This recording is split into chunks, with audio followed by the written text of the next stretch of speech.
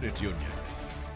Well, from Rogers Park in Beaumont to the public library in Port Arthur and across southeast Texas, voters turned out in full force today. Polls officially closed at 7 p.m. with anyone already in line allowed to cast their ballot. Now, 12 News has you covered as votes are counted and closely watched Republican and Democratic primary showdowns. Good evening from your election headquarters. I'm Nick Canizales. And I'm Cladra Rhodes. We have our reporters spread out across southeast Texas today covering all of the hot races.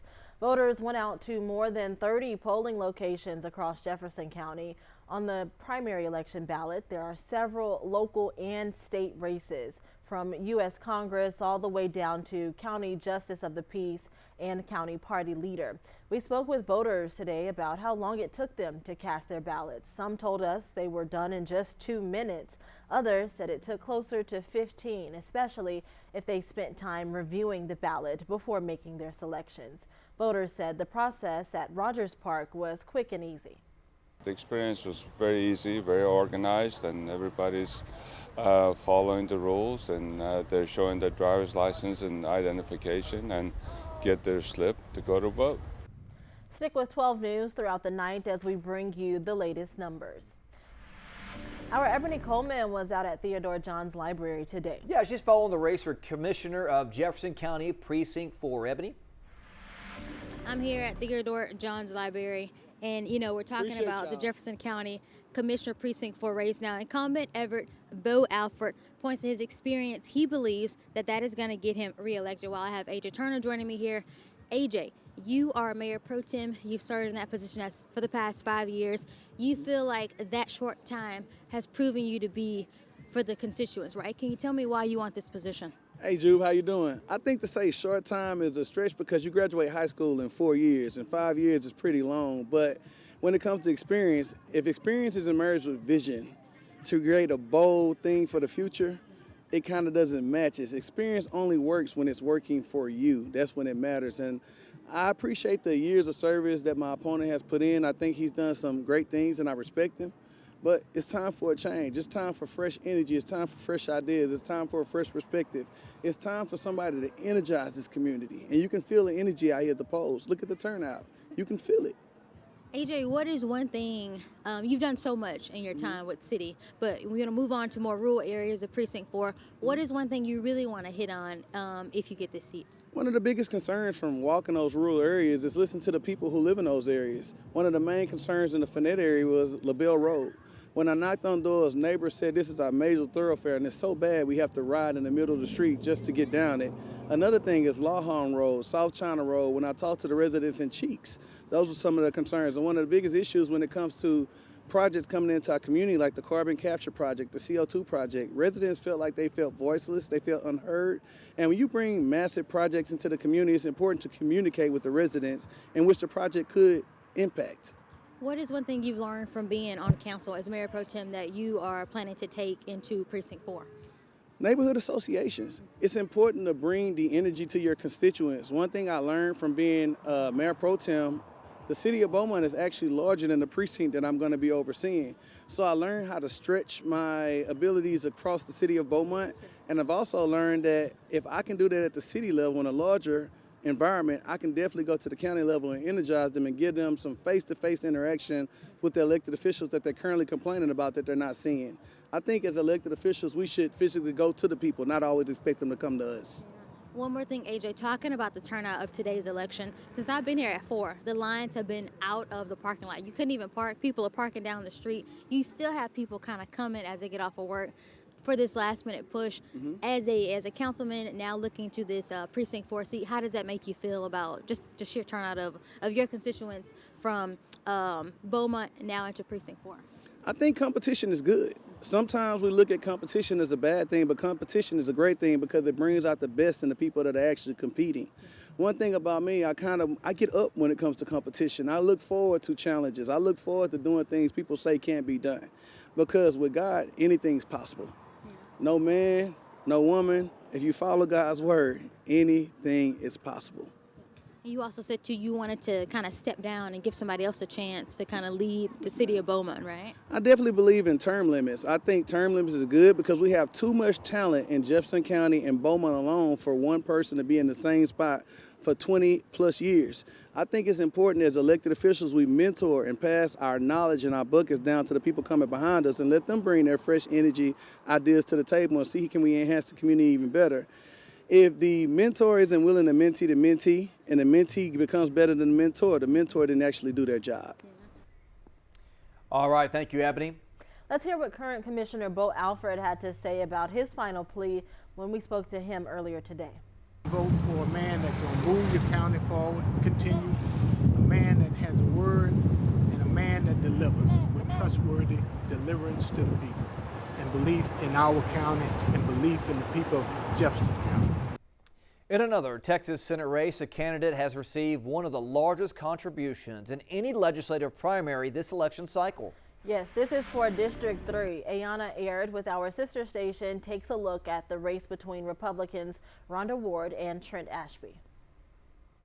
A major donation is shaking up the Texas Senate District 3 race. First-time candidate Rhonda Ward received $2 million from Jim Moyer, accounting for more than 90% of her total campaign funds. And actually has invested very heavily in his community in Fairmount, but also a lot of many conservative Republicans. Now, both candidates have more than $2 million to their campaign.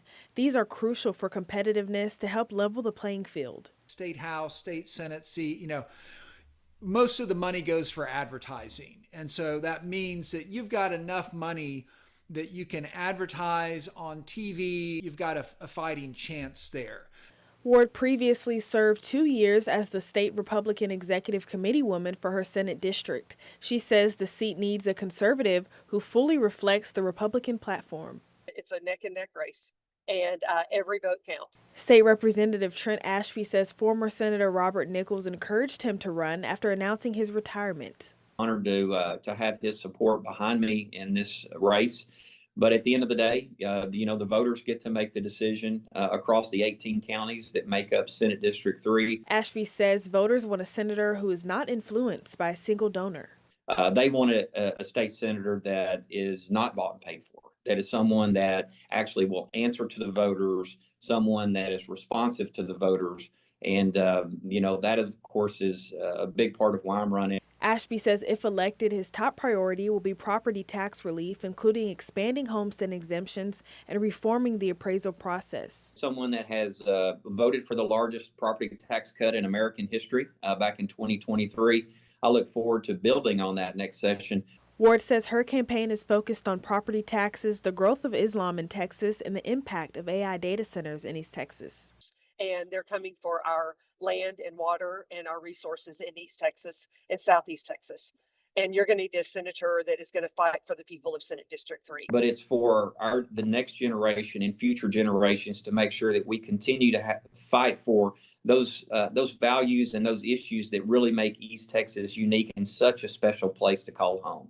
For CBS 19, one of the most watched state races is the primary battle for a seat in the United States Senate. Yeah, right. Know that a man was arrested outside of Texas Attorney General Ken Paxton's election event in Dallas with a large amount of ammunition. No one was hurt, but security is tight. Paxton seeking to unseat Senator John Cornyn. He's been in the U.S. Senate for more than 20 years and now seeking a 5th term in office. Congressman Wesley Hunt, who represents the Houston area, also a challenger. Now, a poll from the Texas Politics Project at UT Austin shows that Attorney General Ken Paxton with a 2-point lead on incumbent Senator John Cornyn, 36 to 34%. Congressman Wesley Hunt is polling at about 26%, with none of them clearing 50%. Now, it may go into a runoff in May. Right now, John Cornyn, the latest numbers, leads by 45% to 39% for Ken Paxton. And there you see Wesley Hunt with 13%, Anna Bender with 1%. Now, on the other side, Democratic voters are also choosing their nominee. A recent poll finds Dallas Congresswoman Jasmine Crockett with a 12-point lead on State Representative James Tellerico. Now, the winner of their race will go to face the Republican candidate.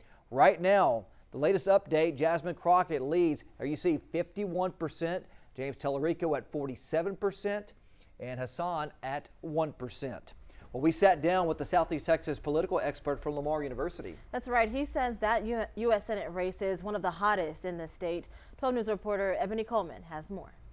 Paxton and Cornyn On most issues, they're not that radically different from one another, but Paxton is more heavily identified with the more present day, or more what some would call MAGA wing of the Republican Party. And in the past, Cornyn has been willing to compromise and try to come together with some Democrats on things like immigration reform, and in the eyes of the more MAGA wing of the party, that's seen as a weakness or a bad thing. The stage is set for some of the biggest races in the Lone Star State for the March primary election.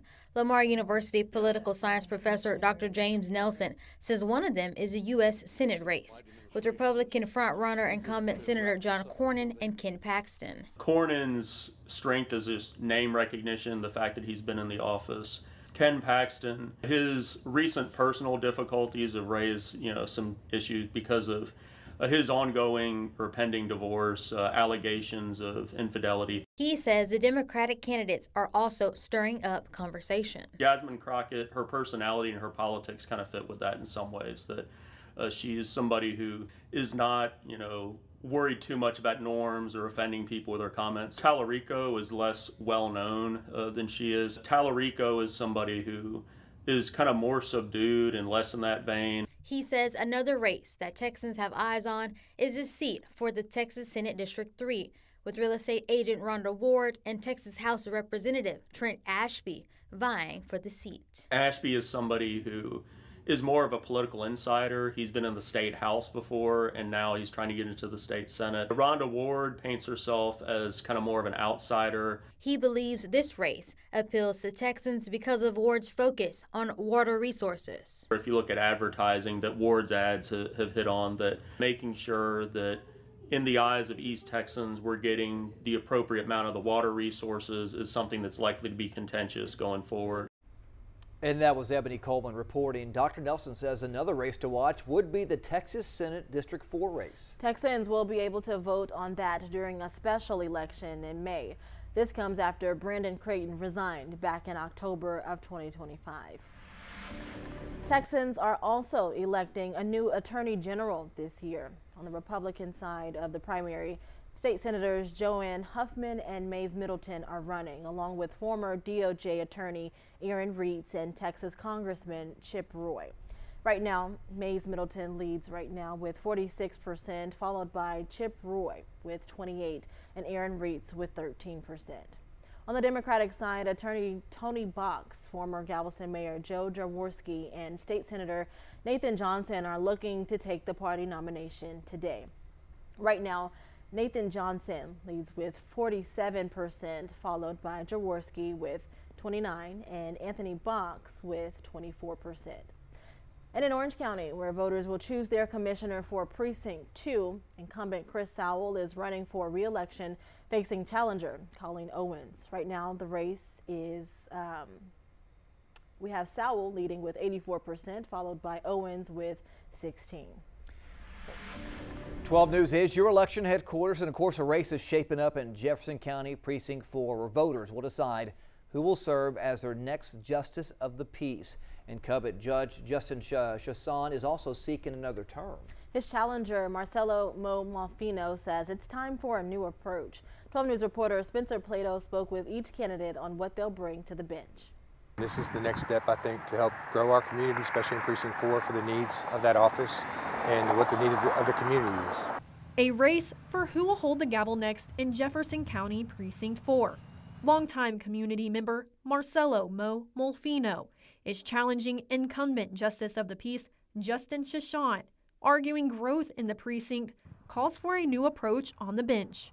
With that growth comes problems in our schools, our teenagers, our young adults, even